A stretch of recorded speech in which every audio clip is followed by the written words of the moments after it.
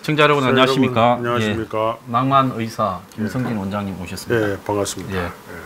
이 소리 잡음이 조금 나시더라도 지금 이 손님을 모셔놓고 이 안에 이 에어컨을 끄면 실내 온도가 30도가 훨씬 넘어가기 때문에 방송이 불가능하기 때문에 이렇게 에어컨을 좀 켜고 하는 부분을 양해를 좀 해주십시오. 그래도 뭐 우리 시청자 여러분께서 댓글에 또 반응을 보고 또 우리 결정을 하죠. 그렇게 하겠습니다. 예. 자, 원장님, 아까 제가 오는데 보니까 청년이 그 당산역에서 한 명 쓰러져 있었어요. 아, 그래요? 그래서 제가 저기 지하철 역사에 전화를 했어요.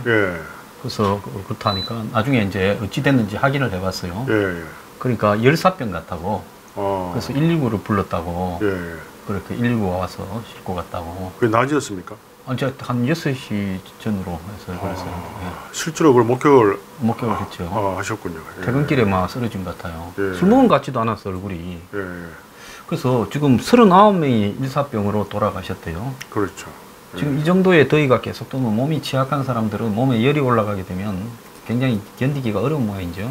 그렇죠. 이제 땀이 나고 탈수가 되면 이제 몸 안에 염분도 빠지고 이래서 몸 안에 염분이 일정 수준 밑으로 가면은 사람이 죽습니다. 심장도 안 뛰고.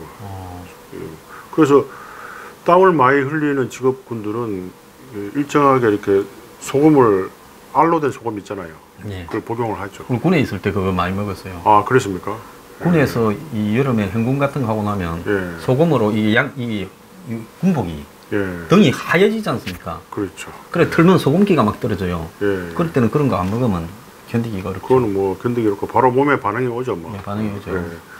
그리고 보니까 땅에 이렇게 이 땅에서 높이에 따라가 이렇게 보니까 앉은 자세로 재어 보니까 45도, 48도씩 나오더라고요. 55도도 나오고. 그래서 이런 날씨에 자기는 키가 크다고 강아지를 밑에 이래 데리고 다니다가 강아지가 많이 죽었대요. 강아지는 키가 낮으니까 그렇게 되겠네요. 강아지가 느끼는 온도는 55도, 60도라는 거예요. 심지어 발바닥에 화상을 입은 강아지도 있다고. 그 최근에 일어난 실화입니까? 요 근래에 몇 마리가 죽었대요. 산책하다가. 특히나 강아지들은 땀샘이 발바닥하고 혀밖에 없거든요. 걔는 땀샘이 몸에 없죠. 그래서 특히 이런 날 이제 개를 보호한다고 개에다가 양말을 신기거나 이러면 죽습니다. 그 여름에 양말 신기는 사람도 참 정신은 아니다, 그죠? 개나 사람이나 똑같다고 봐야지. 가끔 이제 양말의 개념이 아니고 신발의 개념으로 신는 걸 봤는데 큰일 납니다. 그 개 한번 닦이면 되거나 그냥 뭐 물에다가 씩 하면 되지. 안 그러면 물티슈로 닦이거나 그걸 갖다 신발을 시켜고. 그래서 옛날에 그 개발에 땀 난다 이 말이 있는데 그 개발에 땀 난다는 말이 맞는 말이에요. 개는 발에만 땀이 나니까. 자, 지금 이 방송 월요일 날 녹화하는데 이 녹화하는 날 말입니다. 김동연 부총리가 이재용 저 부회장을 만나러 삼성에 갔어요. 근데 지난 금요일 날부터 구걸하러 가냐 고용에 대해 하면서 청와대가 성명을 내가 입장을 내가 또 총리실에서는 대통령이 인도에서 고용 창출이나 투자하라 그러면 괜찮고 우리가 하면 안 되냐 이렇게 해갖고 싸움을 하고 있어요. 사실은 그 경제부총리라는 자리가 굉장히 중요한 자리고요. 그 부총리 중에서 제일 서열 1위가 경제부총리 아닌가요? 그렇죠. 그렇죠. 부총리가 둘이밖에 더 있습니까? 경제, 교육. 그래서 일단 유사시에 이제 대통령 유고시에 그다음에 국무총리죠. 국무총리 유고시 그다음에 기재부 장관 아닌가요? 그리고 역대 뭐 박정희 정권 때나 전두환 정권 때도 항상 그 기재부 장관을 제일 중시를 했고 또 정부 부처 내에서도 기재부가 제일 힘이 많은 걸로 알고 있는데 맞죠? 요즘 이 정권에서 왜 저렇게 그렇게 홀대를 하나요? 아니 그러니까 대통령이 이 삼성을 해서 이 정권 들어서 굉장히 혼을 냈잖아요. 뭐 18건인가 뒤지고 있다라고 삼성 계열 전체에. 감옥도 갔다 왔죠? 아니 그러니까 그 갔다 온 뒤에. 갔다 온 뒤에. 뭐 노조부터 시작해서 삼성 정권부터 삼성 바이오로직스부터 뒤지고 있는 데가 10개가 훨씬 넘었다 그래요. 그러다가 인도에 불러가지고 갑자기 투자 열심히 하고 고용 창출 많이 하라고 툭툭 두드리고 열심히 하겠습니다 하고 난 뒤부터 뭐 삼성 바이오로직스도 그 건강문의 뭐 대충 잘 해결하고 또 그러고 뭐 원격 의료가 나왔잖아요. 원격 의료. 그렇더라고요. 그 원격 의료 삼성 때문에 하는 거 아닙니까? 딱 해놓고 이야기하면. 그럴 가능성이 많아요. 삼성 말고 원격 의료를 할 수 있는 한국의 대기업이 있습니까?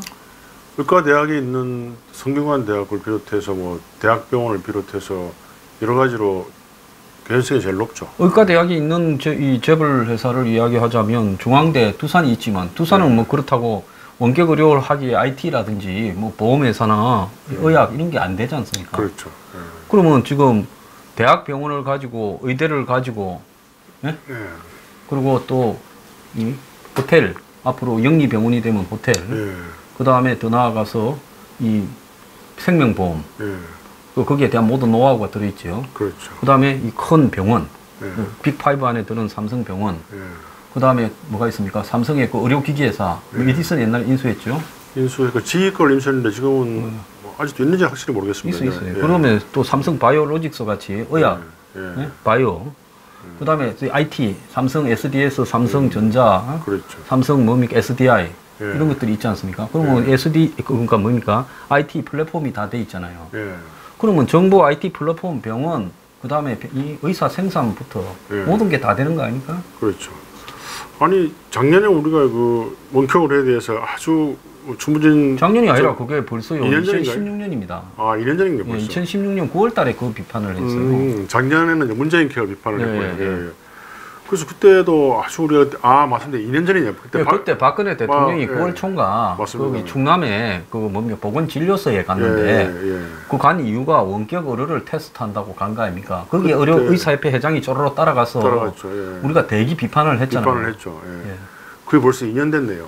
근데 이게 무슨 데자부도 아니고 이게 그대로 정확하게 하고 저도 이제 그 말을 듣고 보니까 다시 우리 지금 현 집행부에서 너무 좀 별로 반대 성명서 하나 냈다면서요. 그 의협에 아마 대변인이 발표를 한 것 같은데. 자, 그런데 이 지금 장관이 긍정적으로 언급을 했고 의협에서는 의료에 대한 이해가 부족이다 했는데 최근에 문 대통령이 원격 의료를 9월 달에 정기국회에 국회에서 밀어붙이겠다는 거예요. 그렇게 했죠. 그런데 야권 의원 22명은 지금 여권이나 범여권 전부 반대한다는 거예요. 옛날부터 반대했고 저는 반대한다는 거예요. 지금도. 근데 청와대는 그 사람들을 설득해서 밀어붙이겠다는 거고 웃기는 거는 한국당 의원들이 8명인가 9명인가 있는데 이 사람들은 또 다 찬성한다는 거예요. 그 옛날부터 자한당은 좀 찬성을 했죠. 그런데 여기서 이제 제일 이해가 안 되는 거는 의사협회가 지난주부터 이제 시작된 원격 의료에 관해서 조선이나 중앙일보가 보도를 대대적으로 해서 바람을 잡고 있어요. 아마 이거 대라고 오히려 이거 반대하는 사람이 마치 뭐 일자리 창출이나 이 무슨 기술 발전에 장애를 하는 규제를 이렇게 계속 강화하는 쪽에 있는 나쁜 사람들이라는 식으로 보도 바람을 잡고 있어요. 보수 언론들이. 그렇죠. 그 대기업을 위해서 그러겠지요. 그런데 이 원격 의료로 일자리 37만 개 창출한다는 말이 믿깁니까? 안 믿깁니까? 일자리 잃는 의사나 간호사가 훨씬 더 많지 않겠어요? 원격 의료가 시작되면 보통 지금 전국의 개원의들이 한 3만 5천 개쯤 되거든요. 그럼 그 안에 평균 한 3명에서 한 10명 정도. 그럼 뭐 어마어마한 숫자죠. 그리고 지금 우리가 원격 의료를 반대하는 이유가 뭐 우리의 편의를 위해서 반대하는 게 아니고 뭐 환자를 진찰하는 데 있어가지고 우리 2년 전에 무수히 많이 이야기했죠. 직접 환자를 보고 또 환자의 채취, 안세, 그다음 호흡, 또 뭐 정진 소견, 그다음에 진맥 같은 것도 그런 건 굉장히 필수적인 건데 우리나라가 뭐 호주도 아니고 무슨 아프리카도 아니고 캐나다도 아니고 러시아도 아니고 동네에 나가면 얼마든지 의사를 숙달된 전문의를 볼 수 있는데 이거는 한다는 거는 더 이상 언급할 가치도 없고요. 이게 말이 안 되는 소리예요. 자, 이게 제일 처음 시작이 노무현 정권에서 했어요. 그랬죠. 노무현 정권은 의료 민영화를 하려고 심지어 민간 의료 보험을 갖다가 이렇게 장려하고 의료보험을 축소시키려고 하는 이런 입장까지도 있었고 그게 실손보험 시작이죠. 그 다음에 영리병원을 하려고 하고 다 그렇게 한 거죠. 실손보험 시작이 거기 시작됐고 그런데 그걸 갖다가 딴 거는 전부 싫어하더만 이명박 정권에서도 딸막딸막 하다가 접었고 박근혜 정권에서는 하겠다고 밀어붙이다가 탄핵당해가 못했어요. 그랬죠. 저는 박근혜 정권이 그거 잘못한다고 그렇게 비판을 했었어요. 같이 했죠.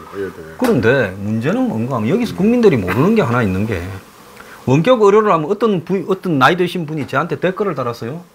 아이고 뭐 서울 한번 병원 가려면 힘든데 뭐 원격 의료하면 뭐 유명한 의사하고도 내가 이렇게 하면 편한데 집에 앉아서 그걸 왜 못하게 하느냐. 이게 어디가 잘못된 건지 한번 이야기 좀 하세요. 벌써 서울에 갈 정도면 뭐 그냥 감기나 소화불량 그 정도가 아니고 무슨 위암이나 큰 병에 대한 어떤 전조현상으로 갈 가능성이 많죠. 그래서 그런 큰 검사를 하는데 원격 의료의 시작은 고혈압이나 당뇨 이렇게 지병 그런 걸 하려고 하는 거기 때문에 우리가 그 눈에 보여요. 그 시도의 의도가. 지금도 병원에 가면요.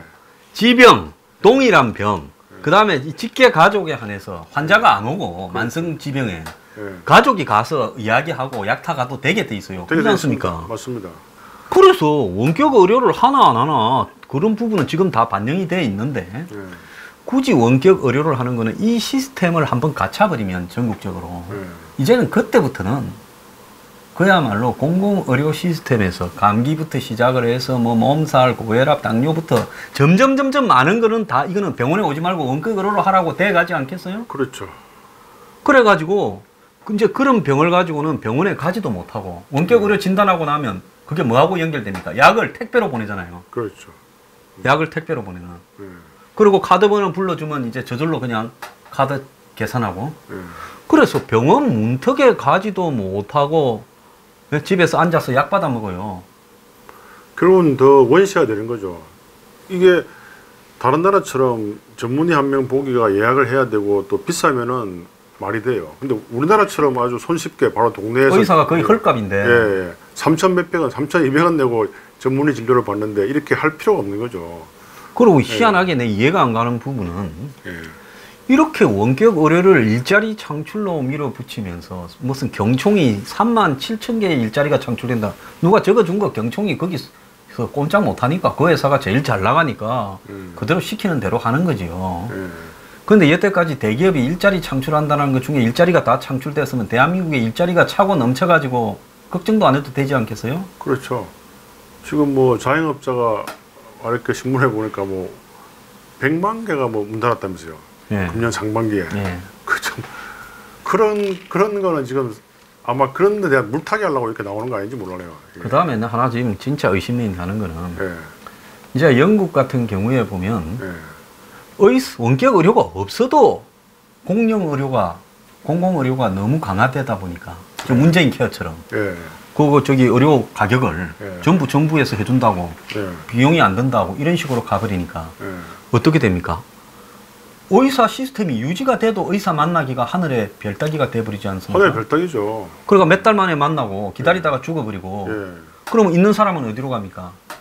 이제 그런 NHS 시스템 아닌 거 이제 프라이빗 자기가 돈 한 10배 이상 내고 그런 데로 가는 거죠. 상류층들은 몇 천만 원씩 내고 그런 병원에 가잖아요. 미국에 갔던 사람 그 미국에서 그냥 갑자기 다쳐서 병원 가면 한국에 몇 천만 원 청구되고 그러잖아요. 응급실에 가면. 그렇죠. 2억 3억 보통 나오고 뭐 큰 수술하면 저번에 뭐 영화 배우 안재욱 씨입니까? 이 이야기 우리 정확하게 2년 전에 똑같이 했는 이야기. 똑같이 했는 이야기. 완전 대자부 현상이에요. 대자부 현상. 그런데 여기서 지금 우리가 이야기를 또 해야 될 부분은 원격 의료가 아닌 공공의료 문재인 케어가 강화돼도 장기적인 모습은 뭡니까? 극소수의 초상류층들을 위한 이 영리병원과 대다수를 위한 허접해진 도떼기 시장이 돼버린 공공병원 시스템인데 이제 여기에 원격 의료까지 가게 되면 이제 노예 계급은 다 어디로 가야 돼요? 서민 중산층 같은 노예 계급은 이제 의사 못 만나는 거고 원격 의료로 다 해라는 거고 죽을 때나 돼야 죽기 직전에나 의사 한번 보고 이렇게 되면서 이 의사를 주로 만나는 거는 상류층을 대상으로 한 또 외국 사람을 대상으로 한 이 고급 의료 시장만 따로 생기지 않겠어요? 그렇죠. 그리고 그 우리나라의 독특한 동네 의원 그런 시스템이 선진국에 거의 없습니다. 이런 게 이제 다 와야 되죠. 지금 원격 의료를 하게 되면 가장 손쉽게 하는 게 동네 병원들 아닙니까? 감기부터 몸살. 그럼 동네 의원은 다 망하게 돼 있어요. 그리고 또 이 예상 시나리오가 그 재벌 회사하고 이렇게 결합된 그런 몇 개 회사가 또 다 장악할 거예요. 그렇게 지금도 한번 보세요. 한국의 주요 공산품 시장이나 보험 시장이나 기름 시장 이런 거는 다 몇 개가 서너 개가 다 장악하지 않습니까? 그럼 원격 의료를 하면 한 개를 비롯해서 한 서너 개가 완전히 다 장악해 버릴 거라는 거죠. 자, 그러면서 기존 병원들은 다 문을 닫고 의사들은 쫓겨날 건데, 근데 왜 의사협회는 요 근처에 이 지금 문재인 케어는 그렇게 고함을 지르더만은 문재인 케어보다 원격 의료가 한 10배는 더 위험한 일인데 왜 입을 다물고 있습니까? 성명서 하나만 냈고 제가 한 번 더 전화를 해야 되겠네요. 최대재 회장은 뭐 하는 거예요? 원격 의료 찬성합니까? 찬성 안 하죠. 뭐 작년에 우리 같이 열심히 뛰었고요. 최 회장 입장 분명히 좀 밝혀라 그랬어요. 대변인 시켜가 그럴 게 아니라. 안 그래도 오늘 딴 문제로 전화가 이제 오긴 왔었는데 한 번 또 통화해가지고 강력하게 좀 대처하라고 권유를 해야 되겠네요. 그 입장 밝혀야죠. 왜냐하면 문재인 케어를 반대한다면 그것은 당연히 원격 의료를 반대를 해야 되는 건 그것보다 훨씬 강한 이유와 논리가 있는 거예요. 그렇지 않습니까? 그렇죠. 그래서 우리가 이 방송에서 제가 뭐 김 원장님하고 방송한다고 해서 의사들 편든다고 문재인 케어 반대하는 것도 아니고 나라를 위해서 그 다음에 무슨 특정 재벌이 싫어서 원격 의료 반대하는 게 아니에요. 제가 이 한국의 의료 체계가 만들어지는 부분에 각종 위원회에 전부 다 일을 했고 국민건강보험의 설립위원이에요. 그렇기 때문에 이 문제의 본질을 너무나 잘 알기 때문에 그런데 이걸 원격 의료를 반대하던 좌파들이 문재인 정권이 이걸 9월 달에 법을 통과시키겠다고 하니까 전부 입을 다물었어요. 그러면 안 되죠. 야당 의원, 지금 현재 여당 의원이 된 길을 쓰고 반대하던 야당 의원들이 침묵을 하고 있어. 이러면 됩니까? 누군지 다 알고 있습니다. 근데 갑자기 그렇게 침묵을 시키더라고요. 그래서 저도 지금 요새 뭐 이렇게 병원 일 때문에 좀 정신이 없었는데 또 그 말을 듣고 보니까 정신이 번쩍 드네요. 이제 또 다시 낭만을 버리고 원격 의료 반대 투쟁위원회로 들어가서 물을 끼얹고 뭐 들어눕고 좀 해야 될 때가 됐습니다. 잠시 또 낭만을 회복하려 했더만 그 운명이죠. 이 사회가 사회가 운명입니다. 그래서 오늘 또 마침 통화를 한 것 같네요. 우리 최대재 회장하고. 최 회장한테 내일 전화 좀 하셔가지고 여기에 대한 입장이 뭔지 빨리 좀 밝혀라. 녹화 마치고 가는 길에 한번 해봐야 되겠네요. 그러지 않으면요 오해받습니다. 오해받아요. 알겠습니다. 저부터 오해를 할 겁니다. 알겠습니다. 제가 뭔 이해관계가 있다고 이 문제에 이렇게 거품을 먹겠습니까? 국민이 잘 모르는 문제를 그 본질을 간파한 사람이 이야기를 해야 되고 노무현 정권에서 의료 영리화를 도입하기 위한 스타트를 한국에 끊었습니다. 좌파 정권에서. 그렇죠. 노무현 정권은 삼성공화국이라 하지 않았습니까? 그래서 그걸 스타트를 끊었고 그것이 그 뒤에 정권마다 좌우를 막론하고 툭 하면 기어 나와요.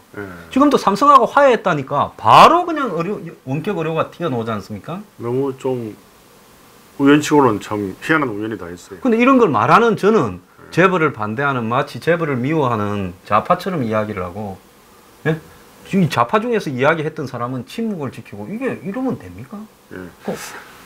저도 사실 뭐 이게 항상 저는 한 십몇 년 전에 그때 인도주의 뭐 실천 뭐 그런 인도주의 실천 의사협의회 그 모임에 한번 나간 적이 있었어요.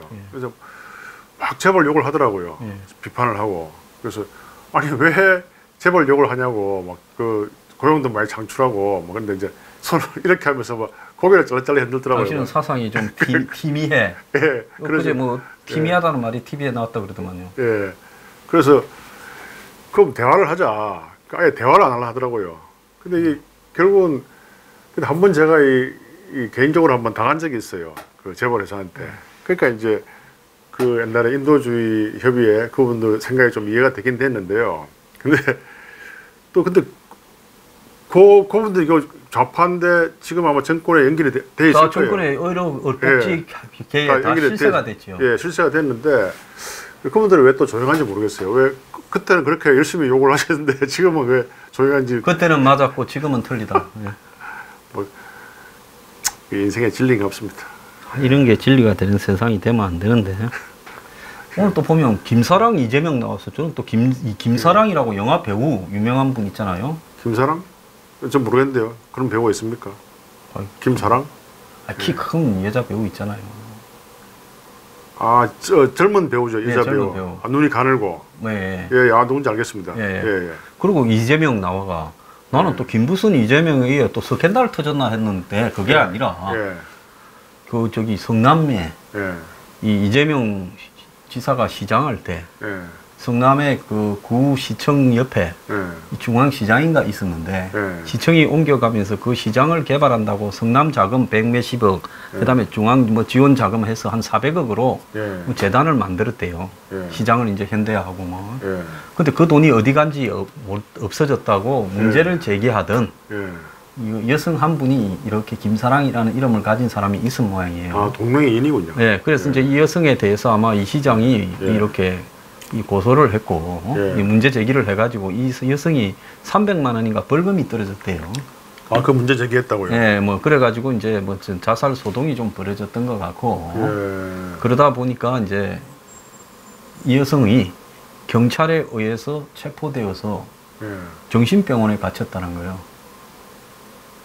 자살 소동을 일으켰다 이런 부분으로. 아니 자살 시도하면 사실 병원에 가서 치료를 하긴 해야 됩니다. 예, 그래서 강제로 이렇게 잡혀가. 그래서 뭐 잡히자마자 주사를 2대인가 맞았는데 정신이 희미해졌다. 이 여성은 그렇게 이야기를 하고 시끄러웠어요. 최근 일입니까 그게? 아, 이거 한 뭐 몇 달 됐어요. 재작년부터 시끄러웠던 것 같은데. 엽기적이네요. 그런데 이제 이 여성이 또 요즘 이재명 시장이 문제가 이제 터지니까 여러 가지 이 여성에 관한 문제가 오늘 또 터졌어요. 그래가지고 이 여성이 이제 자기가 이렇게 이제 이 강제 입원하게 됐는데 이재명 시장이 이제 배우다 이런 식으로 이야기를 했고 이재명 시장은 경찰이 한 일이지 내가 아무런 관계가 없다 이렇게 이제 된 거예요. 그래서 이재명 시장이 한 400억을 조성한 재단에서 특정인에게 일감을 모아주고 돈이 이제 사라졌다 이런 문제를 제기하니까 명예훼손으로 이제 벌금 300만 원을 받아서 그리 됐다는 거예요. 벌금은 4월 달에 받았답니다. 예. 아니 그런 문제 제기를 하는 자체가 명예훼손. 이거 좀 물론 명예훼손이라는 거는 힘이 센 사람이 기분 나쁘면 명예훼손이 되는 거예요. 참 한숨밖에 안 나오네요. 참 할 말이 없습니다. 그래서 이제 2017년 11월 14일 이 김사랑이라는 여성에게 고소사건 조사를 위해서 출석을 통지했는데 페이스북에 글을 20건을 자살을 암시하는 글을 올리면서 출석을 거부해서 경찰이 신병 확보를 요청하여 신병 확보 후에 정신병원에 가두어서 격리했다. 지금 이게 이제 진실인데 굉장히 특이한 케이스네요. 그런 경우 거의 없는 걸로 알고 있는데요. 아무리 자살한다고 압박을 한다고 해서 경찰이 자살했는지 확인 정도를 하지 경찰이 나서서 정신병원에 가두는 일이 별로 있습니까? 아니 경찰 제 친구도 뭐 경찰이 있지만은 이 응급실에 주치자들이 와서 횡패 부리면은 와가지고 이렇게 적극적으로 말리지 않아요. 그냥 뭐 당사자끼리 해결하라 이런 식으로 이야기가. 근데 이 문제는 좀 너무 듣기에 좀 이상합니다. 좀 이상하죠. 자, 그래서 이 이재명 시장에게는 지금 이 문제에 대해서 얼만큼 관여됐냐 하니까 이제 경찰이 한 일이다. 이렇게 이야기를 하고 있어요. 자, 그런데 참 이 시장 하나 끝나면 한 개 나오고 어디까지 갈지 모르겠어요. 아니 맨 처음에 김부선 씨 그 앞에도 있었죠. 뭐 폐륜 욕설 발언부터 시작해서 3번이 조폭 관련서 이게 4번이고요. 참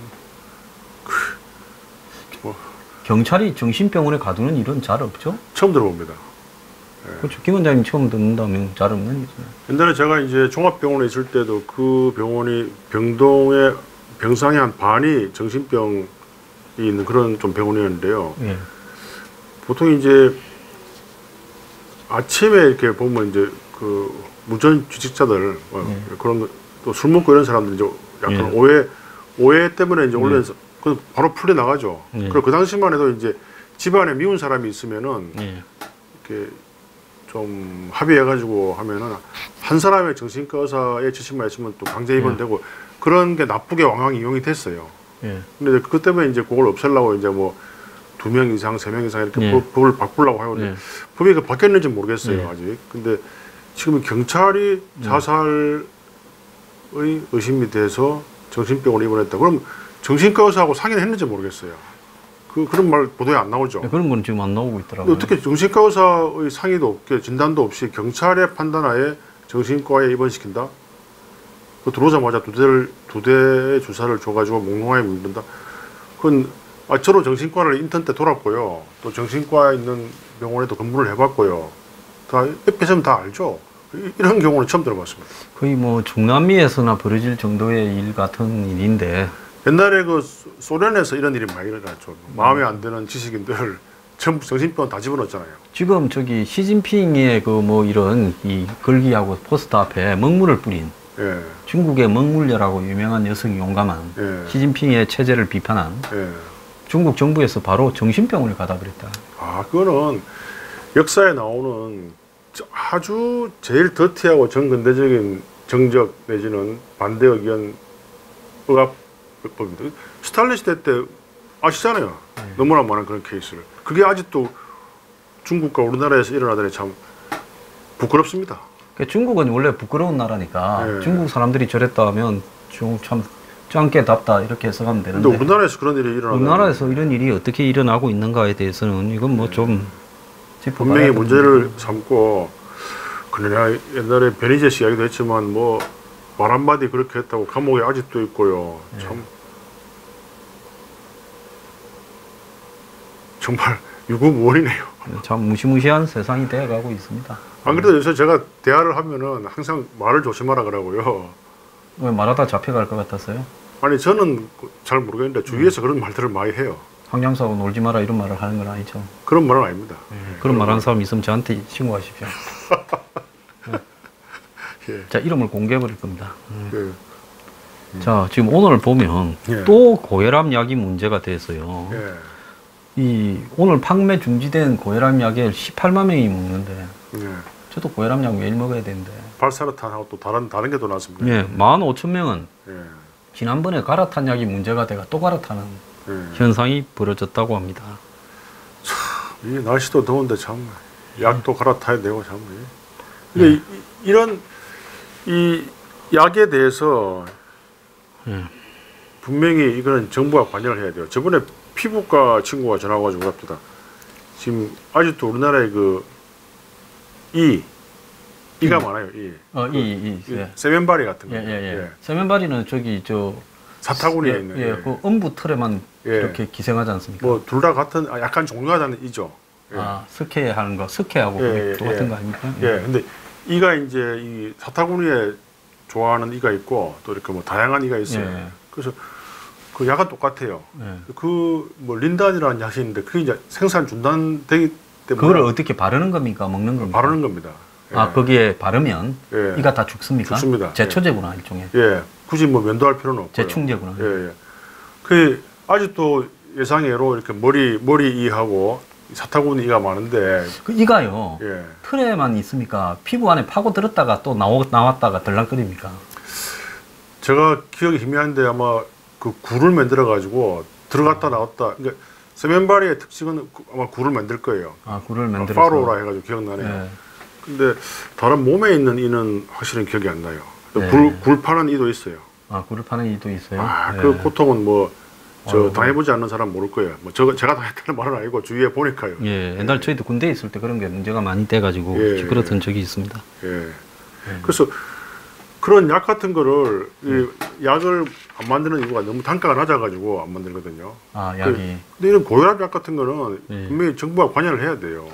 이 정부가 해결해야 되는 거예요. 이런 거는 식약처에서. 카피약, 보편적인 카피약이지 않습니까? 이제 어렵지도 않고 특허도 다 없어졌잖아요. 아주 일반적인 카피약이죠. 그러면 정부에서 일정하게 카피약을 만드는 공장을 지정해서 대표적인 카피약이 몇 개 있을 거 아닙니까? 예. 뭐 당뇨 무슨부터 예. 시작해서 맞습니다. 그런 거를 정부에서 좀 이렇게 관리를 하면 되지 않겠습니까? 원래 지금 관리가 잘 되고 있어요. GMP라는 시스템이 있는데 네. 이게 일단 의약품이라는 이름이 붙으면은 이 KGMP라 해가지고 엄격한 의약품 기준에 따라야 돼요. 아, 그거 약 앞에 보면 상표에 예, KGMP라고 예, 돼 예. 있더만요. 예. 그래서 여러분들 아무리 좋은 비싼 건강식품도 최고 허접한 KGMP보다 더 못해요.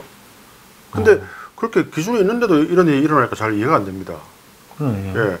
특히 뭐 한약 같은 거는 이 KGMP 적용을 받지 않아요. 내가 뭐 이렇게 폄하하는 게 그렇겠죠. 예, 팩트를 이야기하는 거예요. 팩트. 그러니까 KGMP의 기준이 너무나 엄격한데 아마 KGMP 적용을 제대로 하지 않았나 그런 의심이 좀 드네요. 근데 유독 예. 약사 출신이 사상 처음으로 식품의약청장을 하고 있지 않습니까?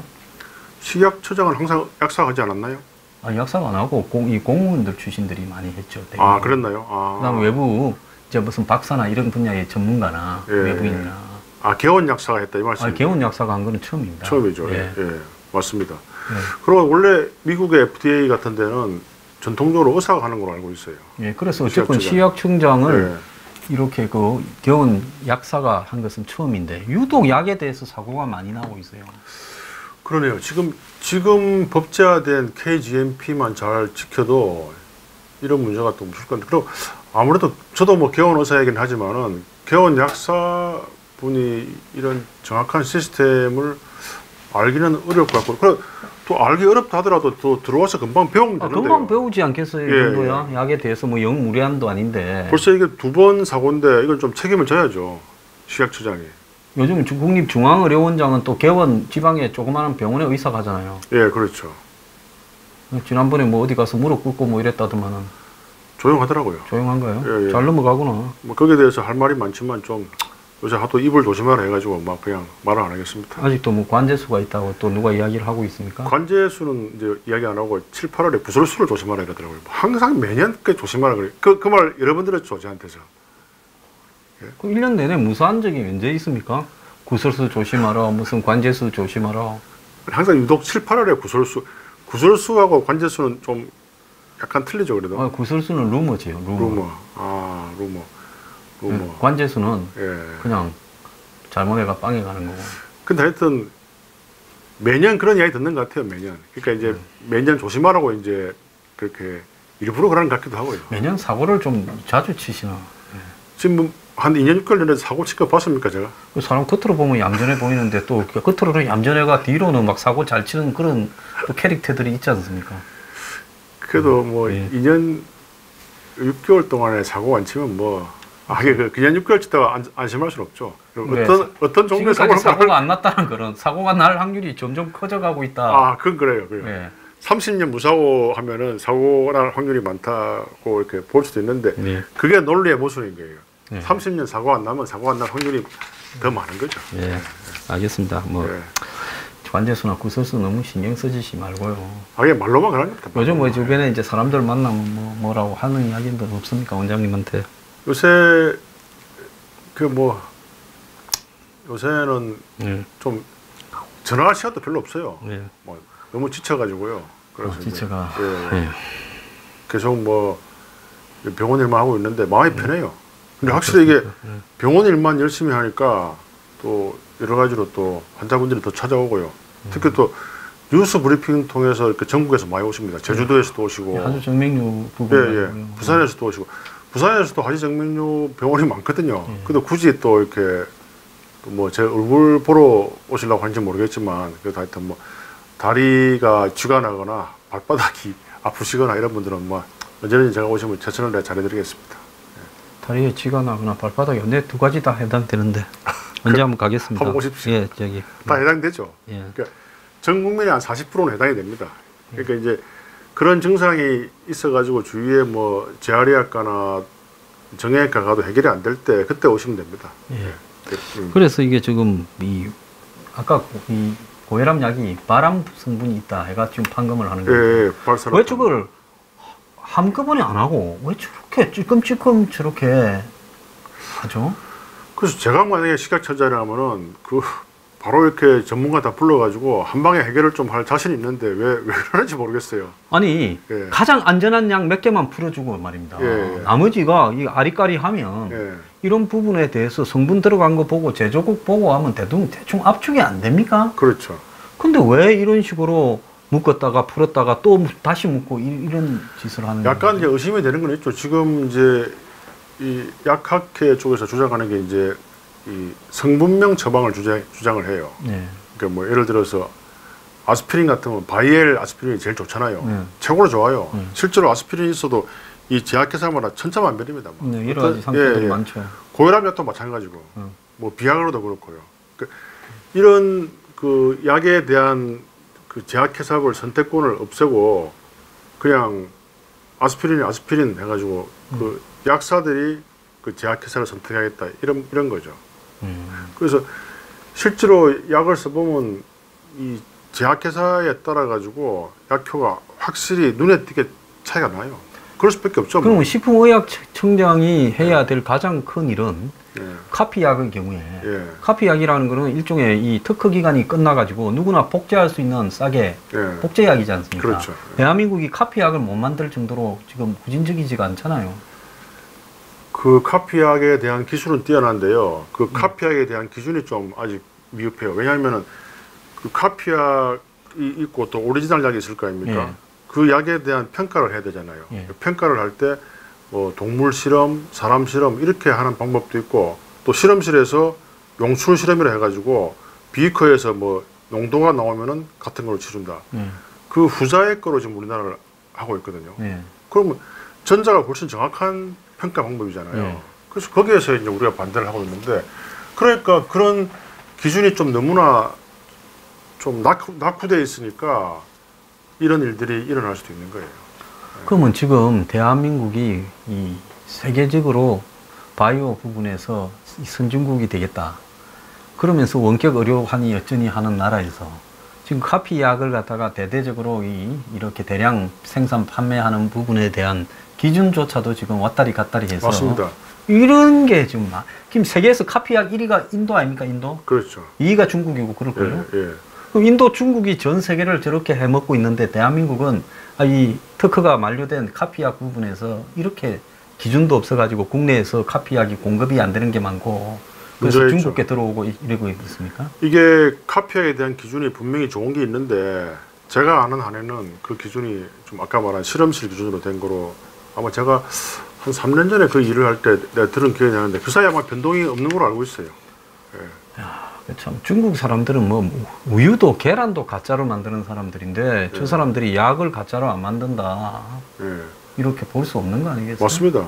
그래서 이 카피약에 대한 기준만 좀 똑바로 해달라고 아마 그때 우리가 굉장히 목소리를 드높였는데 결국은 거기에 대한 기준이 이런 실험실 기준으로 해놓으니까 이런 사고가 뭐 필연적으로 날 수밖에 없죠. 전번에 계란 문제 때 그 식품의약품 그 의약청장 아주 고생 안 했습니까? 고생했죠. 정신 못 차린 것 같아요.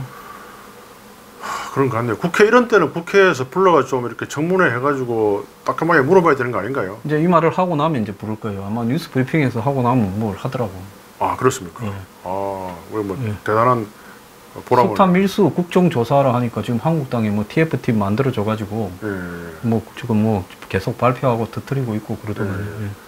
아마 이런 전문적인 걸 몰라서 뭘 할 수도 있을까. 제가 분명히 오늘 뭐 이렇게 기준 카피약에 대한 기준 같은 거 분명히 이제 보좌관님들도 국회 보좌관 중에 이번에 의사도 한 2명 들어간 걸로 알고 있어요. 보좌관 중에? 그건 잘했네. 변호사도 또 들어간다면서요, 옛날부터. 들어간 사람 많죠, 변호사는. 그래서 이 방송을 혹시 보시면은 그 분명히 또 그 의사 출신이 많을 거예요. 그래서 이런 기준을 국회의원들한테 알려줘가지고 빨리 국민 건강이 해치면 안 돼요. 특히 날도 더운데요. 또 고혈압은 우리나라에 한 1,000만 명이 드실 거예요. 그거 빨리 해결해야죠.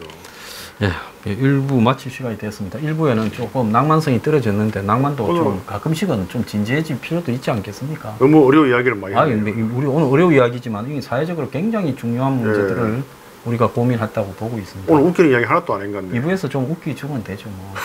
저기 웃음 이게 총량 불변 법칙 1부에서 좀 부족했으니까 2부에서 많이 내일 일요일 여러분께 많이 웃기도록 하기야 뭐 우리가 뭐 일부러 웃길라 해서 웃긴 게 아니고 하다 보니 그래 된 거죠. 원장 감사합니다. 감사합니다.